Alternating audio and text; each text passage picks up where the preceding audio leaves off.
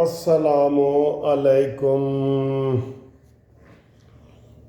پیارے دوستو، کیا حال ہے؟ خیریت ہے؟ ٹھیک ہے؟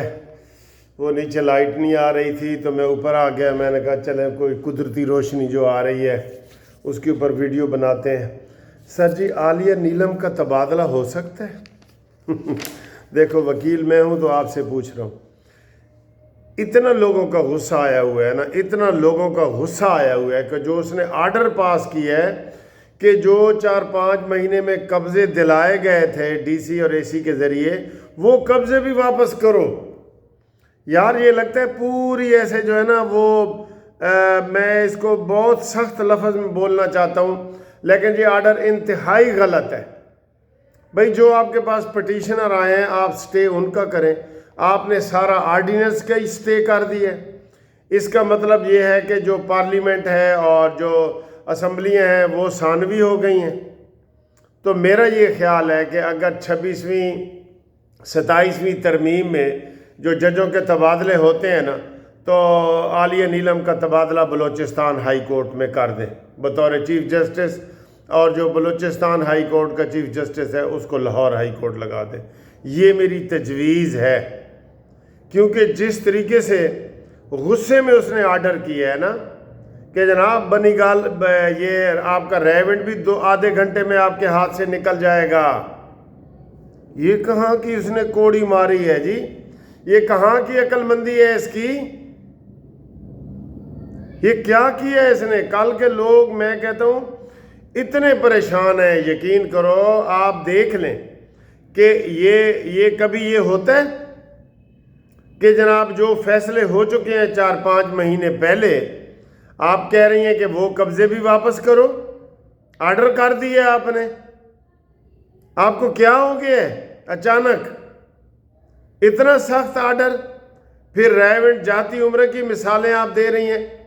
کوئی مریم نواز کے گھر کا قانون تھا یہ اس نے اپنے لیے بنایا تھا. بہت افسوس ہوا ہے.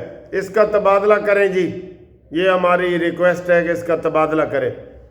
اس کا پنجاب سے تبادلہ کر کے نا اس کو بھیجیں، سندھ میں بھیجیں یا بلوچستان میں بھیجیں، تاکہ ان کو پتہ چلے کہ حکومت کے چلتے ہوئے کاموں کا یہ روڑے اٹکاتے ہیں.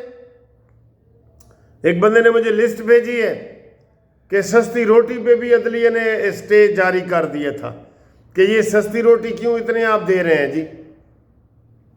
جو کام ہونے لگتا ہے، کوئی کام ہے جس کے اوپر جو ہے نا وہ مریم نواز کی بڑی تعریفیں کی ہوئی ہیں لوگوں نے. یہ اس میں سے ایک بڑا کام ہے جس کے اوپر لوگوں نے مریم نواز کی تعریفیں کی تھیں کہ جناب 20 سالے جو قبضے تھے وہ واپس ہوئے ہیں.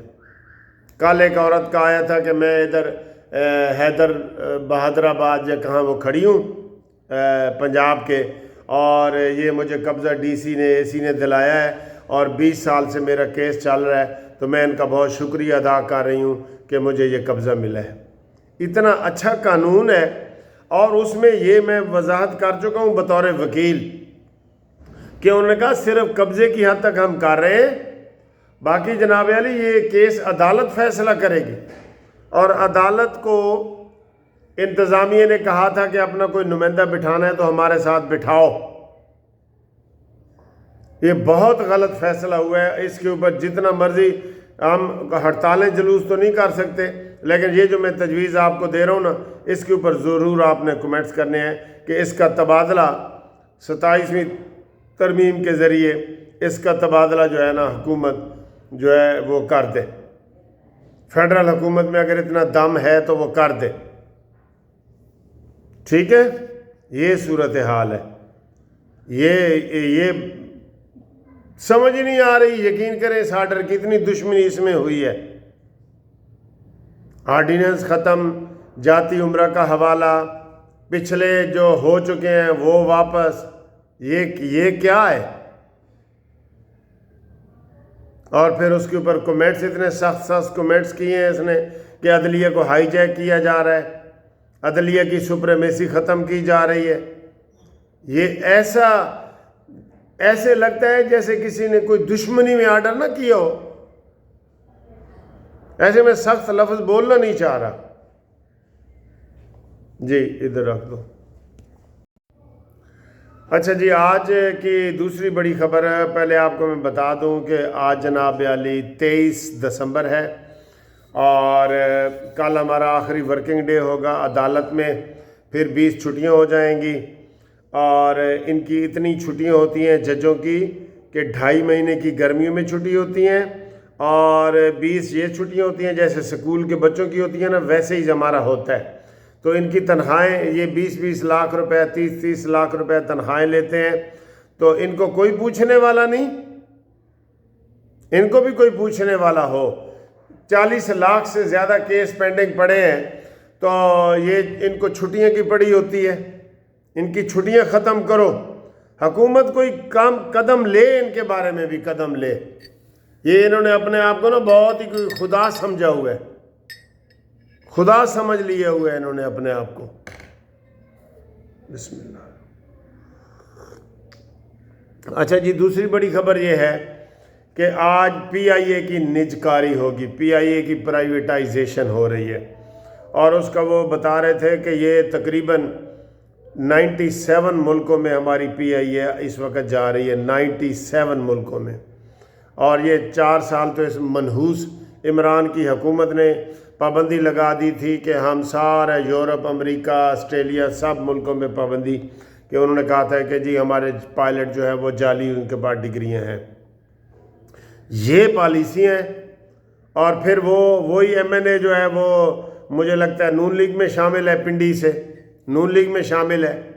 اتنا بڑا قومی مجرم ہے یہ وہ غلام سرور خان، قومی مجرم ہے وہ ایم این اے.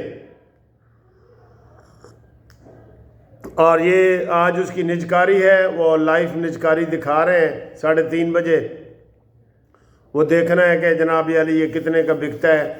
اور اب یہ ساری ان کی فلائٹیں، افسوس کی بات ہے، یقین کرو، پاکستان ریلوے خسارے میں، پی آئی اے خسارے میں، وابڈا خسارے میں، اور لوگوں کو انہوں نے نا خون چوس لیا ہے وابڈا خسارے میں. بتائیں، لوگ بل نہیں دے سکتے پہ، انہوں نے اپنے سونا زیورات بیچ کے اور ٹیبل کرسیاں اور صوفے بیچ کے اور فریج بیچ کے اور ٹی وی بیچ کے بل دیتے ہیں.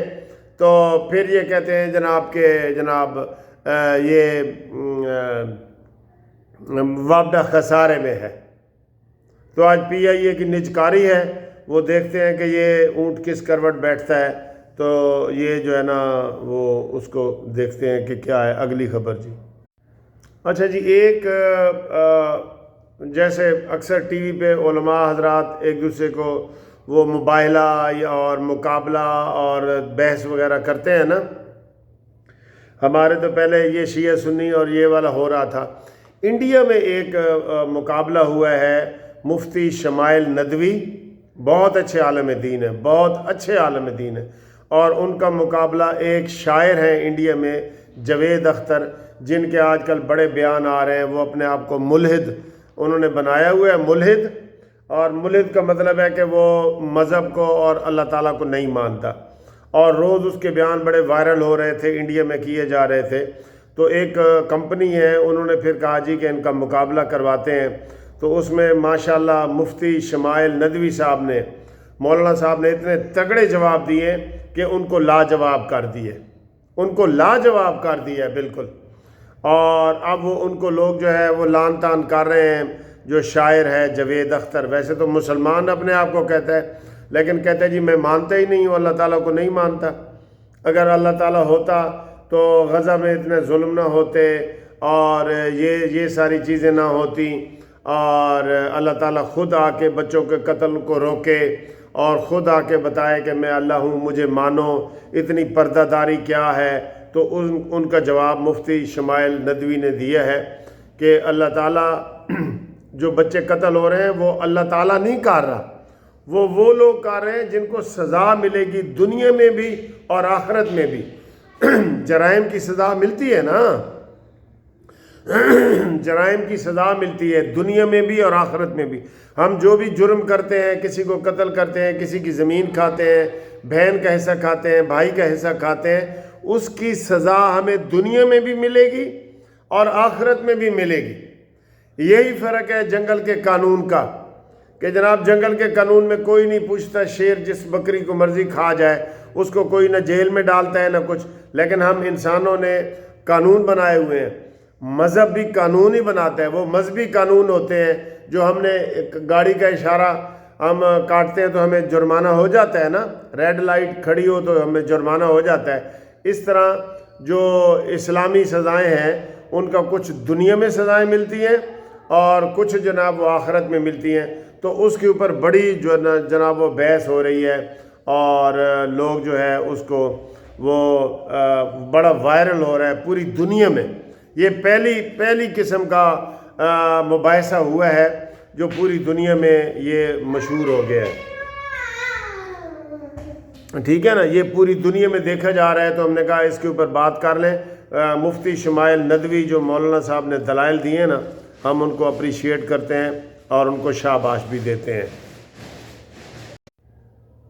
اگلا جی، آج منگل کا دن ہے اور 23 دسمبر ہے جیسے میں نے بتایا، اور منگل کا دن جو ہے نا صرف گوشت کی ناغے کی چھٹی نہیں ہوتی، گوشت کی چھٹی نہیں ہوتی، بلکہ اس دن تماشا بھی ہوتا ہے، اور وہ تماشا ہوتا ہے اڈیالہ جیل کے باہر۔ تو بہنیں جناب علی تیاری کر رہی ہیں، وہ پہنچ جائیں گی اور وہ پھر چھوٹا سا دھرنا ہوگا اور حکومت پھر ان کو اگلے سٹاپ پہ جا کے چھوڑ آتی ہے۔ بھئی سخت قانون بناؤ، سخت قانون بناؤ یا عمران کو اڈیالہ سے نکالو، حکومت عمران کو اڈیالہ سے نکالو، اس کو مچھ جیل بھیجو نا تاکہ انہیں پتہ چلے، ان کو سندھ کی کسی جیل میں بھیجو۔